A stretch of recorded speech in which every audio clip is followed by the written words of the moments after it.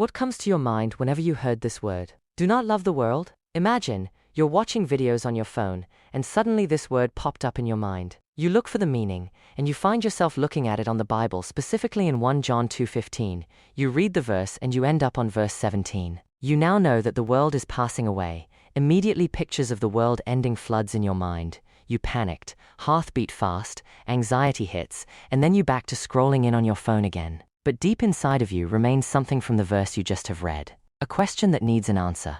What are those lusts John mentioned on his book? You open your Bible again and stared to that verse again.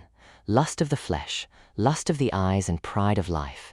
You read it repeatedly and stared on it for hours. So let's dive deeper on each lust John mentioned on his book and watch till the end to see how Jesus handled this lust and what are his responses. Today, we're looking at 1 John 2:15-17. John gives us a stark warning. Do not love the world or the things in the world. Why? Because the world and its lusts are passing away. But what exactly are the lusts of the world? John summarizes them into 3 specific categories in 1 John 2:16. The lust of the flesh, the lust of the eyes, and the pride of life. Let's start with the lust of the flesh. This refers to physical cravings and the overindulgence of our bodily appetites. It is the temptation to prioritize the now over the eternal. In Galatians 5:19-21, Paul lists these behaviors. Things like adultery, uncleanness, outbursts of wrath, and selfish ambition. The Greek word used here for flesh is sarx. It doesn't just mean the skin and bones, but the fallen human nature that seeks satisfaction apart from God.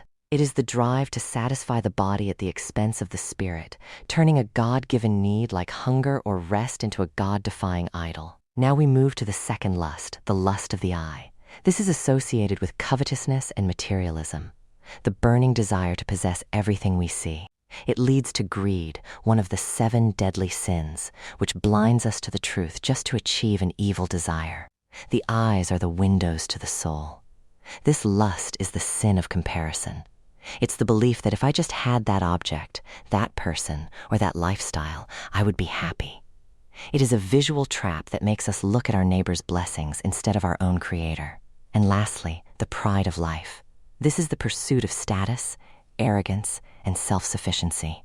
It's the need to be somebody in the eyes of men, to prove our importance, and to live as if we do not need God. This is perhaps the most dangerous of all. It is the sin of the self-made man. It is the desire to be the king of your own life, seeking the applause of people rather than the approval of God. It is the same pride that led to the fall of Lucifer.